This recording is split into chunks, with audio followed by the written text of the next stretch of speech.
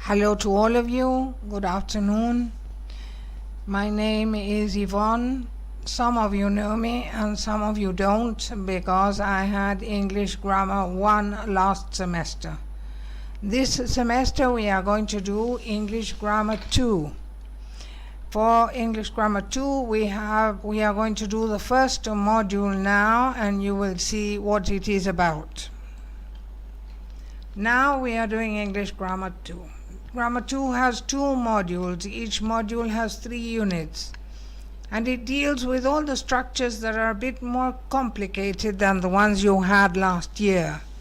You already have the base of Grammar 1, which will allow you to use the structures and use the language in a more intuitive form that you will need to be able to translate. It will help you to use the sentences which are more complex and use them in such a way that you will be able to understand written texts and translate them into Spanish efficiently. Remember that one of the most important things you can do to improve your language is read. Bear in mind that reading is an excellent way to get to know the ins and outs of the language, how it is used, and how you have to use it to translate it into Spanish. Read as much as you can. Read novels, read newspapers, magazines, the internet, whatever you can in English.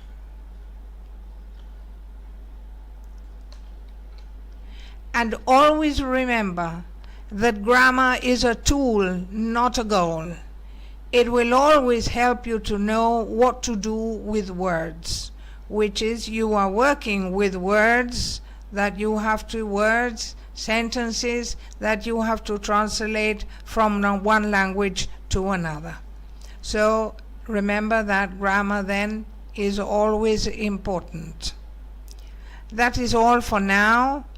I hope we will be in touch as much as we can this semester, and if you have any problem at all, write to me about the language, about the subject. Yes, write to me in Últimas Novedades, send me a message, and I will do whatever I can to help you. Hello. As I said at the beginning, this subject has 2 modules. In Module 1, we have 3 units. In Unit number 1, we will see the difference between phrases and clauses, which is fundamental for you to be able to use them to understand the sentence. These are called valency patterns, and you will see that there are different patterns that the verbs have to follow, that the words have to follow to be able to make up a sentence. We will see the difference between direct and indirect objects also, and the place they occupy in a sentence. In Unit number 2, we will see the different kinds of sentences, simple and compound, and the ways in which these can be joined. You have several ways to join sentences in English. If you have 3 or 4 short sentences about the same topic, they can be joined to make only one, and this is what we will see. We will see the different ways you can emphasize different parts of a sentence also. This is also very important. In Unit number 3, we will see the differences between subordinated and dependent clauses and their importance when writing or translating a text. In Module 2, you have 3 units. In Unit 1, we will also talk about the order of words, but here in compound complex sentences, clauses within clauses, and the different kind of prepositional phrases, their meaning, their use, and where they are placed in different sentences. Remember that English has a special order that you have to follow for all the words. You will be able, and here you will be able to carry out a syntactic analysis of complex sentences and say what each part of the sentence is. In Unit number 2, we will see subordinated clauses in all their forms. We have 3. We have noun, adjective, and adverb clauses. We will see their meaning, their place in a sentence, and the difference between an independent and a dependent clause.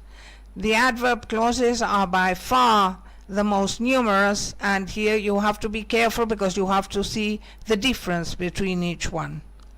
We will also see the subjunctive, which in English is very formal. It is not very used. It is not the same as it is in Spanish, but it is something that you have to know. And you will also see the hypothetical past, which is important. In unit number 3, we will see the use of introductory it and there. Remember that there are a lot of sentences that start with it in English, which can be a dummy it or not. And with the there, also there is and there are is also important at the beginning of the sentences. And we will also see direct and indirect speech, which will be helpful if you ever have to translate a novel or somewhere where someone is speaking. Okay, this is all for now, and as I said before, I hope we can be in touch as often as possible. Goodbye to all of you.